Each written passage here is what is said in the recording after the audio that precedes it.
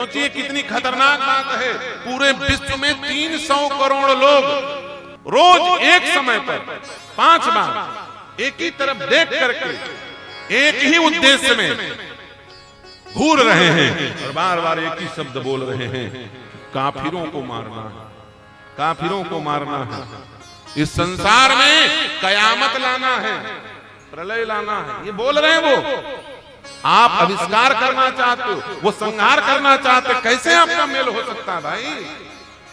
और उसके बाद भी हमारे संगठन, हमारा समाज, हमारे संगठन के मुखिया भ्रमित हैं। वो बोलते हैं कि नहीं नहीं हम उनको जोड़ लेंगे, भाईचारा बना के जोड़ लेंगे।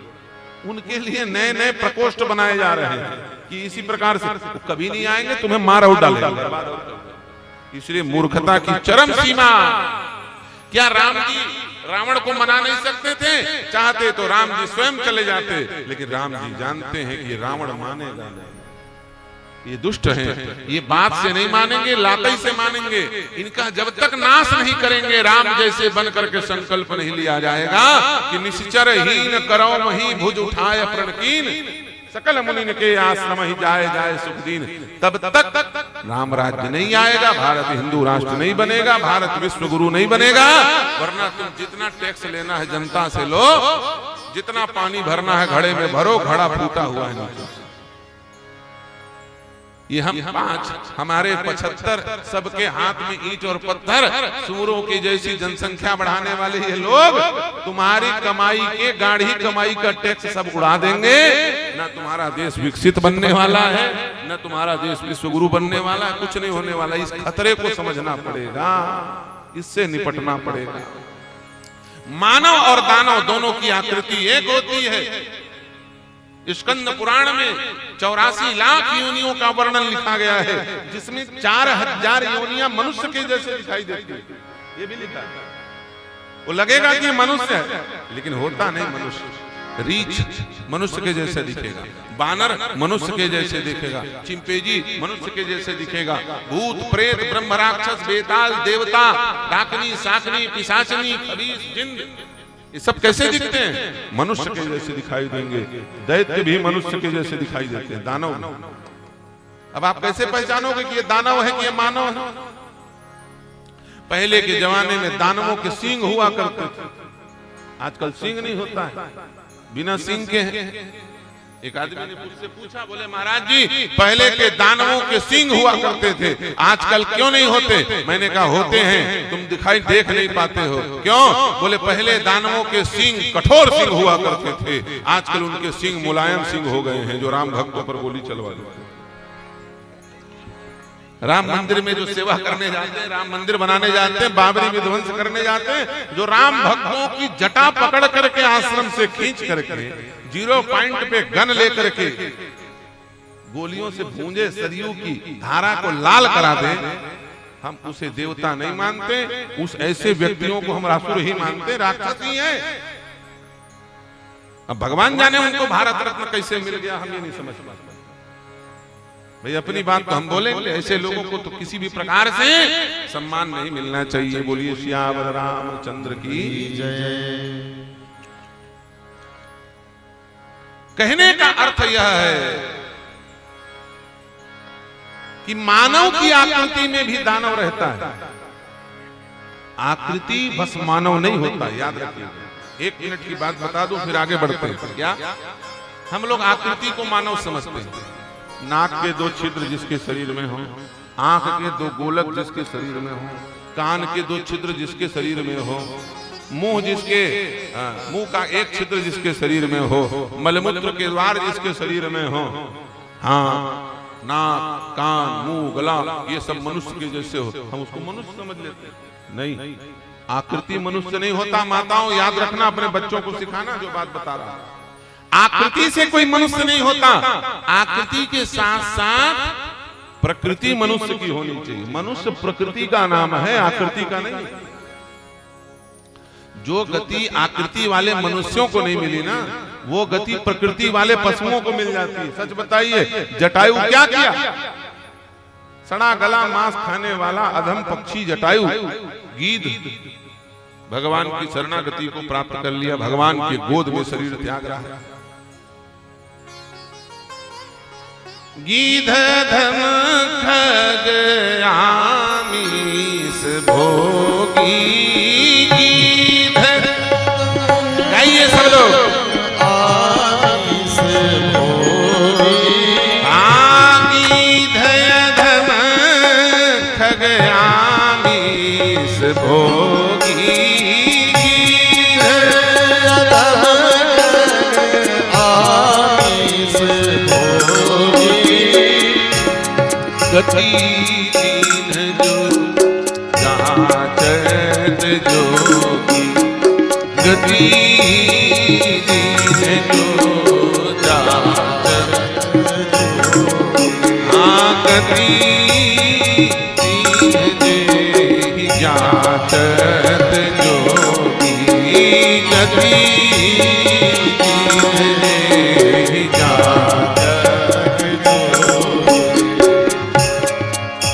गीध अधम खग आमिष भोगी, गति दीन जहि जाचत जोगी। बड़े बड़े जोगी ऋषि मुनियों को जो गति नहीं मिलती, वो गति एक सड़े गले मांस खाने वाले गीध को मिल गया। क्यों? क्योंकि उसकी प्रकृति मनुष्य से भी ज्यादा श्रेष्ठ है। श्रेष्ठ आकृति वाले भीष्म पितामह, उनको क्या गति मिली? वो तीरों की सैया पर छेद दिए गए है कि नहीं? तीर की सैया में छेद दिया गया है उनको। हाँ, पहली साग भाजी ज्यादा नहीं आवती गांव में शहर, तो क्या करें? अरे बारी में टमाटर परे छानी में सुखो दे भाई, खोइला बना दे के। क्या कहें? खोइला बनाते थे ना। उसने भीष्म पितामह अर्जुन इतना बाण मारे, खोइला हो गए सुखा के। तीर की सैया में भीष्म पितामह लेटे। क्यों? आकृति तो मनुष्य की है, लेकिन असुरों के साथ खड़े हैं, इसलिए उनको वो दंड दिया। दुर्योधन जैसे दुष्ट व्यक्ति की प्रकृति के साथ लोग खड़े हैं, और इधर आकृति अधम पक्षी की है, लेकिन प्रकृति मनुष्य के जैसे है। इसलिए गीधराज जटायु को रघुवीर की गोद मिला और भीष्म पितामह को तीर का गोद मिला। इससे बड़ा क्या प्रमाण होगा? ये है धर्म। धर्म का मतलब यह नहीं होता कि जो सामने दिख जाए हम उसी को धर्म मान ले। नहीं, हम पीछे भी देखते हैं। धर्म यदि अधर्म की रक्षा कर रहा हो तो ऐसे धर्म को नष्ट कर देना चाहिए, और अधर्म यदि धर्म की रक्षा कर रहा हो तो ऐसे अधर्म को भी स्वीकार कर लेना चाहिए। अरे अच्छी बात है, अपने अपने जाति पाति की बड़ाई होनी चाहिए, अपने अपने जाति पाति के अभिमान होना चाहिए। लेकिन अब ये जाति पाति का अभिमान हमारे समाज को विनाश की ओर ले जाने वाला है। हमारे हाथ से अजब ईरान, सहारा, बलक, बुखारा, तुर्किस्तान, पाकिस्तान, अफगानिस्तान, बांग्लादेश, भारत के 10 राज्य में हम अल्पसंख्यक हो गए। भारत के 250 जिला में हम अल्पसंख्यक होने की कगार पर हैं। हम धीरे धीरे हिंदू के नाते हिंदू समाज के रूप में समाप्त हो रहे हैं। अब समय है इस धर्म के प्रतीक अपने जाति पाति के अभिमान को छोड़ करके अब हम केवल एक बात बोले, जाति पाति की खत्म लड़ाई, हिंदू हिंदू भाई भाई। अब हम सब एक होकर के अपने आने वाले समस्या का सामना करें, तब बचेंगे। उस समय के लिए झंझट को त्याग दो। जब बाँच जहू ताल फिर ठाकुर बन जावे, अब मैं बामन बन जाऊं, अब वो बनिया बन जाए, अब वो कुर्मी बन जाए, वो साहू बन जाए, वो बाद में बनत रहो। अभी मत बनो, अभी केवल हिंदू बन के रहो, तब बचोगे, वरना कोई नहीं बचने वाले। बहुत विकट समस्या है।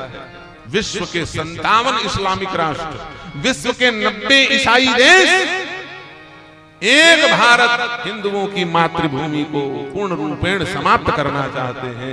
हिंदुओं का नाम निशान सनातनियों को समाप्त करना चाहते हैं। तुम कब जागोगे? जागो, वरना वृंदावन में राधे राधे, कुंज गलिन में राधे राधे, बरसाने में राधे राधे, और वो आएंगे पकड़ के मारेंगे तलवार और कर जाएंगे आधे आधे, काट के फेंक देंगे। बांग्लादेश जैसे जीतू दास को काट करके टांग करके जला करके जिंदा भूंज करके मार डाले, वैसे घटना यहाँ शुरू हो जाएगी। अब माताओं तुम्हें जागना पड़ेगा। तुमको ये फ्री फोकट में पैसा नहीं बांटा जा रहा है। महतारी बंधन, महतारी बंधन, बंधन कावर हो तुहार, तुम जागो के बंधन हो, है कि नहीं? जगराता होता है, नहीं हो कावर तो जगराता। देवी जाग जा, बहुत दिन ले बैठे है, सब तही संभालबे, अब हमार बात में कुछ नहीं रही है। ऐसे की जगराता होते, रात भर बैठ के सेवा होती है कि नहीं? खल्लारी माता की, खल्लारी माता मंदिर में सेवा होता। कार्तिक महीना धर्म के हो माया, तुलसा दिया ना जलाए हो माँ, तो मैया तुलसा दिया ना जलाए हो माँ। बोलिए खल्लारी मैया की जय हो। कार्तिक महीना धर्म के हो माया, तुलसा दिया ना जलाए हो माँ, तो मैया तुलसा दिया ना जलाए हो। पावर जलाए है दियाला, गाना बजाए बार, बम चढ़े बार, हाँ बम चल, अरे वो बम ला पर घर भमस कर जा, बाटर मत कर। अरे व्हाट्सएप और फेसबुक और रील चला चला के तोर बेटी लव जिहाद में फंसा थे, वो घर पर बम बम कर, तब वो बाँच ही लव जिहाद ले, तब वो लैंड जिहाद ले बची। हे देवी जागो, धर्म नहीं देश राष्ट्र पर जागो, एक हिंदू समाज के रूप में जागो, भेदभाव ल समाप्त करो, सेवा के भाव से जागो, राष्ट्र सेविका समिति में जाओ और अपनी बेटियों को भेजो, दुर्गा वाहिनी में भेजो, तलवार चलाना सिखाओ, शस्त्र चलाना सिखाओ, क्योंकि सबसे बड़ी कीमत तुमको चुकाना पड़ेगा। तुम निश्चिंत होकर मत बैठे रहना। ये हिंदू पुरुष मार दिए जाएंगे, काट दिए जाएंगे, लेकिन जिंदगी तुम्हारी दुर्दशा हो जाएगी। बलात्कार तुम्हारे साथ किया जाएगा, अनाचार तुम्हारे साथ किया जाएगा, असुरों के द्वारा शील भंग किया जाएगा, अमानवीय यातनाएं नारियों को झेलना पड़ेगा।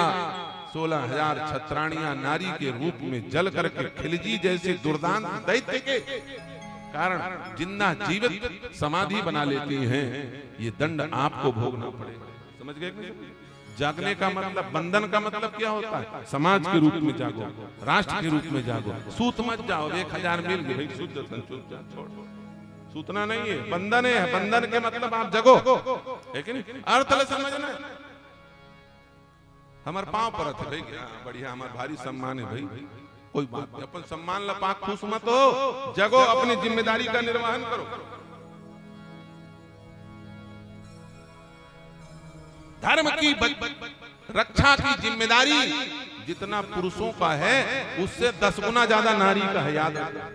क्योंकि धर्म के मूल में नारी है, और खास करके सनातन धर्म में। एक बात मैं कहना चाहता हूं, एक धर्म वेटिकन चर्च से निकला, उसे कहते हैं ईसाईयत। ईसाईयत में नारी को पब्लिक प्रॉपर्टी घोषित कर दिया गया। क्या कर दिया गया? सार्वजनिक संपत्ति, वस्त्रहीन कर दिया, लज्जाहीन कर दिया। विदेशों में जाइए, अरे दिल्ली बंबई में जाइए, पाश्चात्य सभ्यता को मानने वाले महिलाएं अर्धनग्न अवस्था में घूमती हैं, देख करके लज्जा से मस्तक ढक जाए। अश्लीलता। उसने पब्लिक प्रॉपर्टी घोषित कर दी। एक देश कुशद्वीप से निकला, एक धर्म कुशद्वीप से निकला, वाहविक भूमि से निकला। उस इस्लाम ने नारी को प्राइवेट प्रॉपर्टी घोषित कर दिया। अपने गाड़ी को आदमी ढक के रख देते हैं, मेरी कार है, कुछ सुना, ढक के रख देते। उन्होंने क्या किया? नक से लेकर के सिर तक ढक दिया काले कपड़े से। उन्होंने प्राइवेट प्रॉपर्टी बना दिया और इन्होंने पब्लिक प्रॉपर्टी बना दिया। लेकिन एक सनातन धर्म ऐसा है जहां पर नारी को प्रॉपर्टी घोषित नहीं किया गया, नारी को प्राइवेट और पब्लिक प्रॉपर्टी घोषित नहीं किया। सनातन धर्म में नारी को देवी बना करके, लक्ष्मी बना करके पूजा है। ये केवल सनातन धर्म में है। आपके ऊपर बहुत बड़ी जिम्मेदारी है। पूरा सनातन धर्म नारी के अगल बगल घूमता है। नारी यदि विकृत हो गई तो धर्म नहीं बचने वाला। हमारे देश में सबसे ज्यादा सम्मान किसी का है तो नारी का है। हमारे देश का नाम किसके नाम पर पड़ा है, कोई जानता है? भारत माता की जय बोलते हैं, बोलो जरा, बोलिए भारत माता की। ये भारत माता है, किसके नाम से भारत पड़ा इस देश का नाम? महाराज भरत के नाम से। किसके नाम से? महाराज भरत के नाम से इस देश का नाम भरत। तो सच बताओ, जब महाराज भरत हैं तो भरत माता है कि पिता है? इसका क्या नाम पढ़ना चाहिए? बोलिए, भरत पिता की, लेकिन क्या नाम पड़ा? भारत माता की। क्यों? बेटा यदि योग्य निकल जाए ना तो उस बेटे की बड़ाई नहीं होती। हमारे देश में उस बेटे को जन्म देने वाली माँ की प्रशंसा होती है। बोले, धन्य है माँ जिसने ऐसा बेटा जन्म दिया। पति यदि वीर निकल जाए तो उस पति की बड़ाई नहीं होती, उसकी पत्नी की बड़ाई होती है। और कहते हैं, बोले, धन्य है वो पतिव्रता नारी जिसका पति इतना पराक्रमी। हमारे देश के लोग विदेश में भी जाते हैं ना तो वहां इसी संस्कृति का पालन करते हैं। जिस समय युद्ध के मैदान पर मेघनाद मारा गया तो बड़ाई किसकी हुई जानते हो? मेघनाद की नहीं हुई। पसीना छूट गया मेघनाद को मारने में। जब मेघनाद मरा तो प्रशंसा किसकी हुई? धन्य धन्य तब जननी कह अंगद हनुमान। अंगद और हनुमान जी मेघनाद की बड़ाई नहीं करते, बड़ाई करते हैं मंदोदरी की। बोले, धन्य है मंदोदरी, तूने ऐसा अभूतपूर्व वीर पैदा किया, तेरा कोख धन्य। कहते धन्य है, धन्य। कोई वीर को पैदा करे वो मां धन्य है, कोई संत को पैदा करे वो मां धन्य है, किसी धर्मात्मा को, सत्यवादी को जन्म दे वो मां धन्य है, राष्ट्रीय स्वयं सेवक संघ के प्रचारक को कोई जन्म दे वो मां धन्य है। ये सब संत हैं, घूम रहे हैं। आज हमारे विभाग प्रचारक जी आए, ये चलते फिरते संत हैं। इदम राष्ट्राय नमः स्वाहा कह के अपने आप को राष्ट्र की कल्याण के लिए आहुति कर दे। उनको क्या कहोगे?